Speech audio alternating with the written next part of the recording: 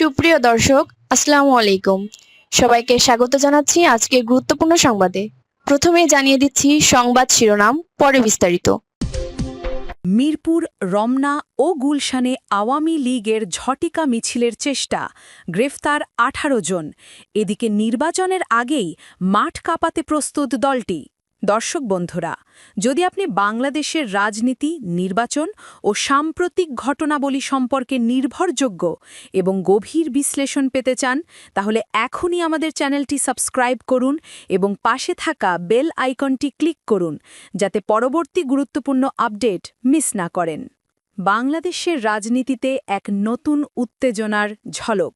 শান্ত রাজধানীর ব্যস্ত রাস্তায় আচমকা জড়ো হওয়া স্লোগান ধ্বনি, জয় বাংলা, জয় বঙ্গবন্ধু আর জয় শেখ হাসিনা আসবে, বাংলাদেশ হাসবে, এমন স্লোগানে কেঁপে উঠল বাংলা মোটর, গুলশান ও মিরপুর। কিন্তু মুহূর্তেই হানা দিল পুলিশ, গ্রেফতার হল ১৮ জন নেতাকর্মী। এ যেন ঝড়ের আগে বজ্রপাত। আজকের প্রতিবেদনে জানাবো এই ঝটিকা মিছিলের পেছনে কী উদ্দেশ্য ছিল, পুলিশের অভিযানের বিস্তারিত এবং সবচেয়ে বড় খবর, কেন বলা হচ্ছে ভয়ঙ্কর রূপে ফিরে আসছে শেখ হাসিনা, কেউ থামাতে পারবে না আওয়ামী লীগকে। তাই ভিডিওর একদম শেষ পর্যন্ত দেখুন, কারণ শেষেই আছে এমন এক চমক যা পাল্টে দিতে পারে পুরো নির্বাচনী সমীকরণ। শুক্রবার বিকেলটা যেন হঠাৎ থমকে গিয়েছিল। পুলিশের দেওয়া তথ্য অনুযায়ী শুক্রবার বিকেল ২:৩০টার দিকে আওয়ামী লীগ ও এর অঙ্গ সংগঠনের নেতাকর্মীরা বাংলা মোটর এলাকায় জাতীয় নাগরিক পার্টি এনসিপি কার্যালয়ের সামনে জড়ো হন। সেখান থেকে তারা ইন্টারকন্টিনেন্টাল হোটেলের দিকে মিছিল নিয়ে যাচ্ছিলেন। মিছিলটি অতি দ্রুত গতিতে ছুটছিল, যেন পূর্ব পরিকল্পিত এক ঝটিকা অভিযানের অংশ। মিছিলে স্লোগান ধ্বনিত হচ্ছিল, শেখ হাসিনা আসবে, বাংলাদেশ হাসবে, জয় বাংলা, জয় বঙ্গবন্ধু। এমন সময় রমনা থানা পুলিশ হঠাৎ এসে ৬ জনকে গ্রেফতার করে, বাকিরা ছত্রভঙ্গ হয়ে পালিয়ে যান। ঠিক এর ১ ঘণ্টা পর বিকেল ৩:৩০ থেকে ৪টের মধ্যে গুলশান এলাকাতেও বের হয় এক ঝটিকা মিছিল। সেখান থেকেও ঢাকা মহানগর পুলিশ, ডিএমপি আরও ৬ জনকে গ্রেফতার করে।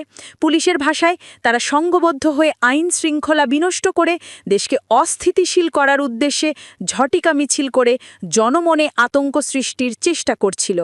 বাংলা মোটর ও গুলশান এলাকা থেকে গ্রেফতারকৃতরা হলেন মোহাম্মদ মাইন উদ্দিন, বিল্লাল হোসেন, মোহাম্মদ রাব্বি, সোহেল হাসান ওরফে রাফি, আরিফ, নাদিম, মোহাম্মদ শুক্কুর হাওলাদার, শিহাব মুন্সি, মোহাম্মদ জুয়েল, সাদ্দাম মোল্লা, মোহাম্মদ রানা ও মোহাম্মদ নাজমুল।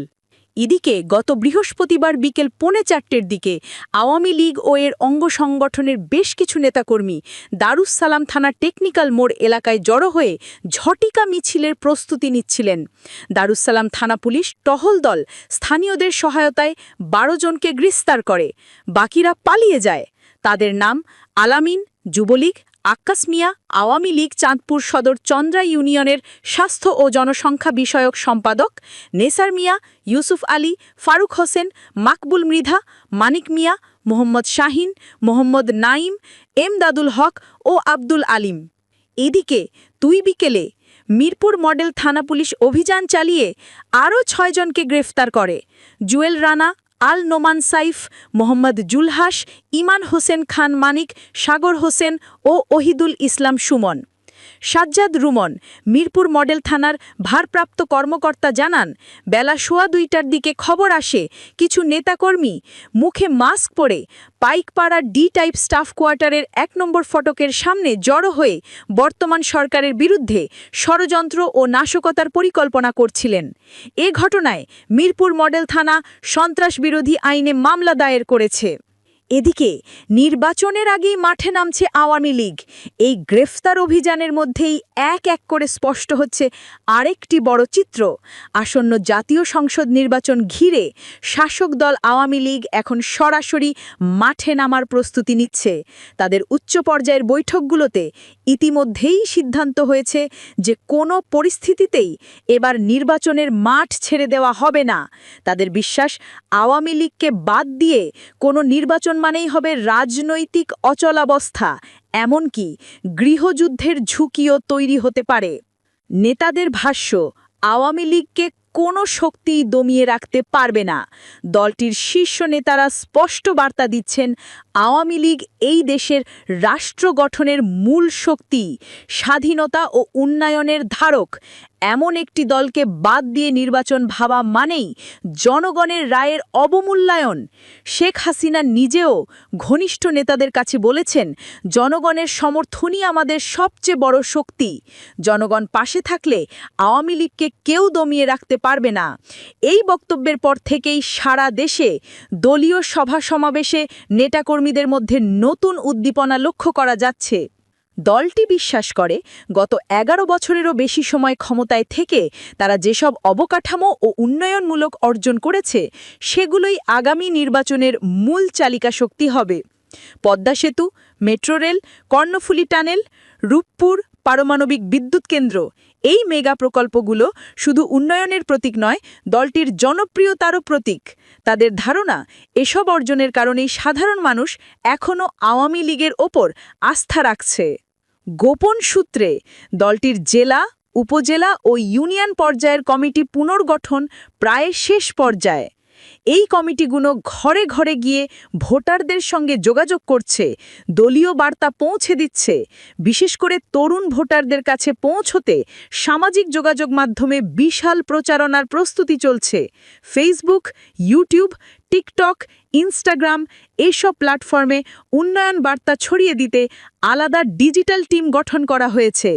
এদিকে দলীয় সূত্রে জানা গেছে, খুব তাড়াতাড়ি কেন্দ্রীয়ভাবে ঘোষণা আসবে, যার মাধ্যমে একই দিনে সারা দেশের লাখো নেতাকর্মী একসঙ্গে মাঠে নামবেন।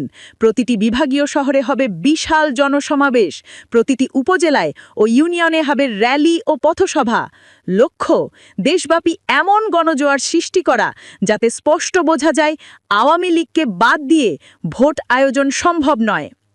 এদিকে রাজনৈতিক বিশ্লেষকরা বলছেন, এভাবে জনস্রোত নামাতে পারলে বিরোধীরা চাপে পড়বে। নির্বাচন কমিশনও তাদের উপেক্ষা করতে পারবে না, বরং নির্বাচন করতে চাইলে বাধ্য হয়েই আওয়ামী লীগের অংশগ্রহণ নিশ্চিত করতে হবে।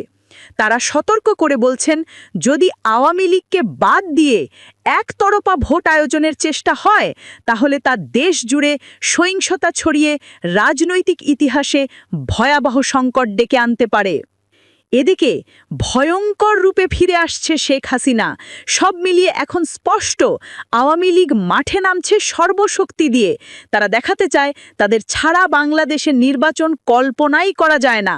দলটির শীর্ষ নেতারা বিশ্বাস করেন, শেখ হাসিনার নেতৃত্বে আওয়ামী লীগ মাঠে নামলে কোনো শক্তিই তাদের দমিয়ে রাখতে পারবে না। আর কেউ যদি তাদের বাদ দিয়ে ভোট আয়োজনের চেষ্টা করে, তা শুধু ব্যর্থই হবে না, বরং দেশকে ঠেলে দিতে পারে ভয়াবহ রাজনৈতিক অস্থিরতার দিকে। বন্ধুরা, বাংলাদেশের রাজনীতিতে এখন চলছে এক নাটকীয় উত্তেজনা। এই উত্তেজনার প্রতিটি আপডেট আমরা আপনাদের সামনে তুলে ধরব তথ্য নির্ভর বিশ্লেষণ সহ। তাই আমাদের চ্যানেলটি এখনই সাবস্ক্রাইব করুন এবং বেল আইকন চাপুন, যাতে পরবর্তী গুরুত্বপূর্ণ খবর সবার আগে আপনি জানতে পারেন। কারণ সামনে যা আসছে তা হয়তো পাল্টে দিতে পারে বাংলাদেশের ভবিষ্যৎ।